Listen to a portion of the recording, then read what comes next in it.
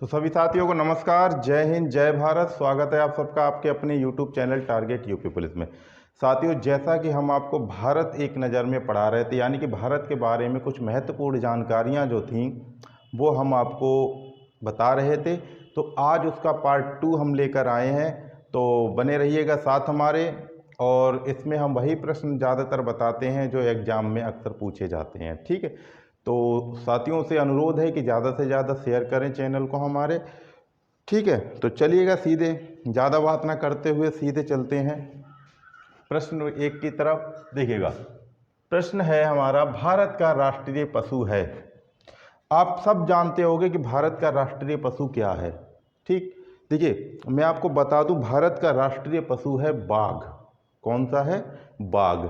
इसका वैज्ञानिक नाम है पैंथेरा टाइग्रिस, ठीक।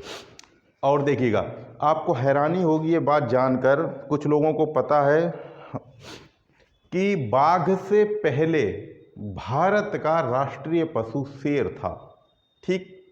कब था? सन 1969 में वन्य जीव प्रणाली ने शेर को भारत का राष्ट्रीय पशु घोषित किया था। शेर को सन 1969 में, ठीक। और टाइगर को यानी कि बाघ को राष्ट्रीय पशु कब घोषित किया गया?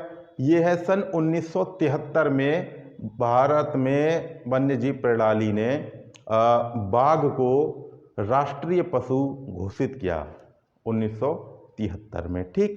तो उम्मीद है आपको समझ में आया होगा। और देखिएगा, घोषित करने के लिए इसका बहुत बड़ा कारण है, तो टाइम ज़्यादा लग जाएगा, वो मैं आपको अभी नहीं बताऊंगा, शॉर्ट में बता देता हूं कि दिल्ली, हरियाणा, झारखंड जैसे इलाकों में पहले बाघों की बहुत संख्या पाई जाती थी, लेकिन धीरे धीरे उनकी संख्या घटती हुई नज़र आ रही थी और काफ़ी ज़्यादा घट गई थी। तो इसके लिए भी माना जाता है कि टाइगर की संख्या घटती हुई क्रम को देखते हुए टाइगर को वन्य जीव प्रणाली ने राष्ट्रीय पशु घोषित किया।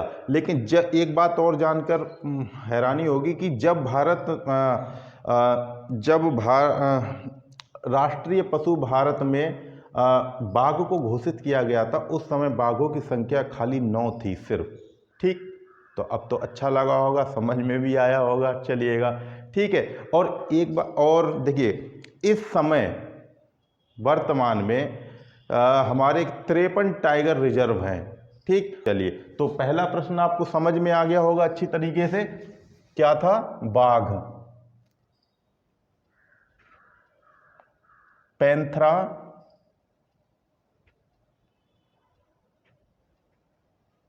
टाइग्रिस, ठीक।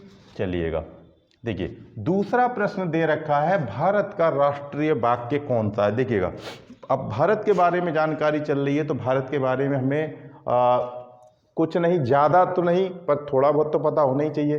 देखिए, भारत का राष्ट्रीय वाक्य है हमारा सत्यमेव जयते। कौन सा है? सत्यमेव जयते, यानी कि सत्य मेव जयते, ठीक। चलिएगा, समझ में आ गया होगा दो प्रश्न आपको अच्छी तरीके से। देखिए, यहाँ पढ़ाने का हमारा कारण यही है कि आप लोग देखने मात्र से ही आपको याद हो जाएगा, इसलिए, ठीक है। देखिएगा, नेक्स्ट प्रश्न है कि भारत के राष्ट्र कवि कौन है? देखिएगा, भारत के जो राष्ट्र कवि हैं वो कौन है, तो आपको जानकारी भी होगी। और हम बता दें आपको कि भारत के जो राष्ट्र कवि हैं वो है मैथिली शरण गुप्त। कौन है? देखिएगा, मैथिली शरण गुप्त, ये कौन है? हमारे भारत के राष्ट्र कवि, ठीक। नेक्स्ट प्रश्न में पूछा गया है, भारत का राष्ट्रीय गीत क्या है? ठीक, देखिएगा, भारत का राष्ट्रीय गीत है वंदे मातरम। कौन सा है? वंदे मातरम। तो लिख लीजिएगा, देखिएगा, वंदे मातरम, ठीक। कौन सा है? वंदे मातरम। इसके रचयिता कौन है? देखिएगा, बंकिम चंद्र चटर्जी। ठीक। भारत का राष्ट्रीय गीत है वंदे मातरम और रचयिता हैं बंकिम चंद्र चटर्जी। ठीक है। अब देखिए नेक्स्ट प्रश्न है, भारत का राष्ट्रीय वृक्ष कौन सा है? तो मैं आपको बता देता हूं कि भारत का राष्ट्रीय वृक्ष है वो है हमारा वट वृक्ष, यानी कि बरगद का पेड़। कौन सा है? बरगद।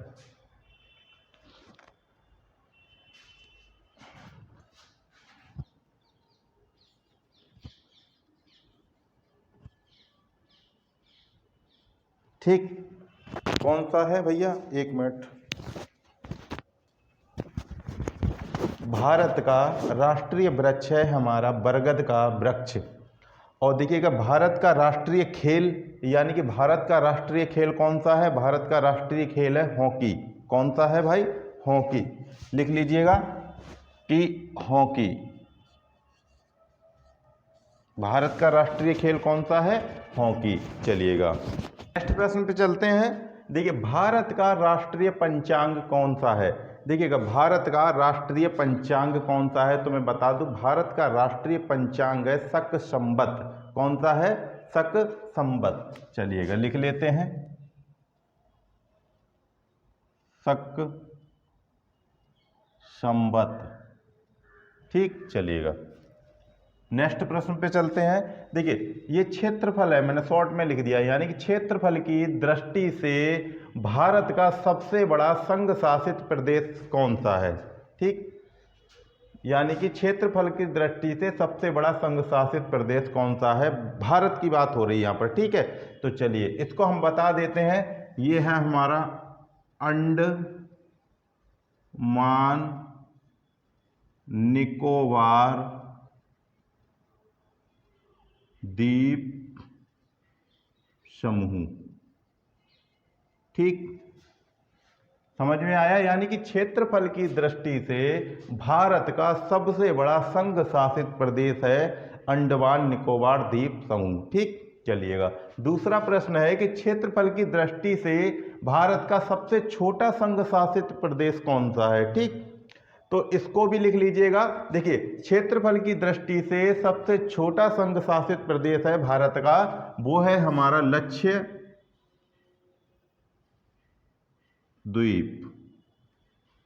ठीक। समझ में आया इतना? चलिए तो देखिएगा साथियों नेक्स्ट प्रश्न है कि भारत की जलवायु है, यानी कि भारत की जलवायु कैसी है? तो भारत की जो जलवायु है वो है मानसूनी। तो लिख लीजिएगा मानसूनी। ठीक। नेक्स्ट प्रश्न पर चलते हैं। तो प्रश्न है कि भारत में सर्वाधिक महिला कार्यरत हैं, यानी कि भारत में सर्वाधिक महिला किस कार्य में कार्यरत हैं? तो ये है, इसका उत्तर है आपका चाय उद्योग में। चाय उद्योग में। ठीक। ठीक है। चलिएगा नेक्स्ट प्रश्न पर चलते हैं कि भारत का सबसे गहरा बंदरगाह कौन सा है? यानी कि भारत का सबसे गहरा बंदरगाह है हमारा विशाखापत्तनम। तो लिख लीजिएगा विशाखापत्तनम।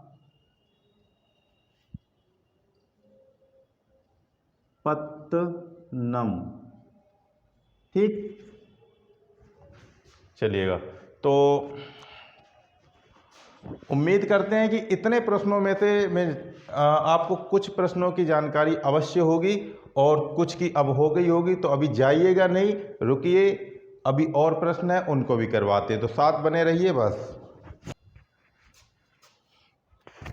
तो देखिए साथियों प्रश्न है कि भारत की कुल जनसंख्या कितनी है? ठीक। तो भारत की देखिएगा प्रश्न दे रखा है कि भारत की कुल जनसंख्या कितनी है। देखिए 2011 की जनगणना के अनुसार 121 करोड़ कुछ दशमलव में थी, लेकिन 2021 के अनुसार भारत की कुल जनसंख्या 140.76 करोड़ है। 140.76 करोड़। किसके 2021 के अनुसार। ठीक है, भारत में लिंगानुपात कितना है? ठीक है, यानी कि भारत में लिंगानुपात है 933 महिलाएं प्रति 1000 पुरुषों पर, सॉरी 943 महिलाएं प्रति 1000 पुरुषों पर। कितनी है भारत में लिंगानुपात? यानी 943 महिला प्रति 1000 पुरुष। ठीक, चलिएगा। भारत का सर्वाधिक जनसंख्या वाला राज्य है, आप सबको पता है कि भारत का सर्वाधिक जनसंख्या वाला राज्य है हमारा अपना उत्तर प्रदेश। ठीक, और सबसे कम जनसंख्या वाला राज्य है हमारा कौन सा है भाई? वो है हमारा सिक्किम।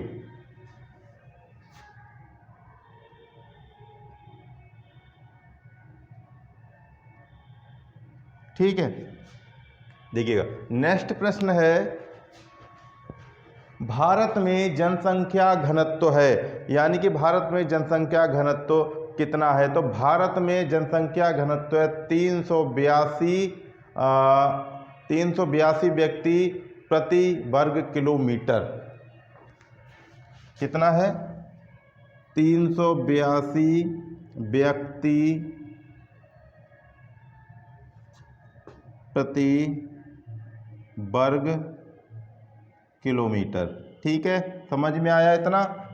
देखिए, सर्वाधिक जनसंख्या वाला केंद्र शासित प्रदेश कौन सा है?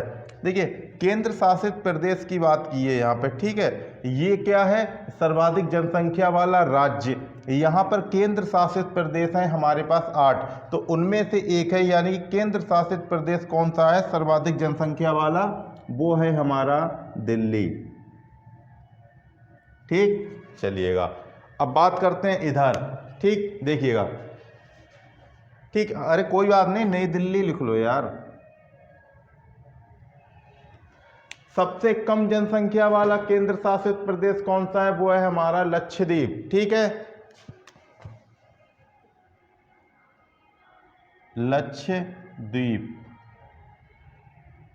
ठीक, भारत की राजभाषा है, सबको पता है भारत की राजभाषा है हिंदी।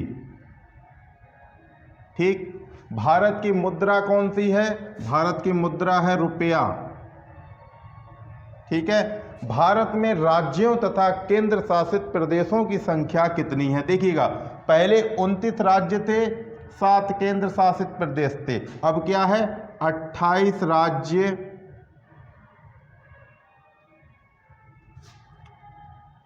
28 राज्य और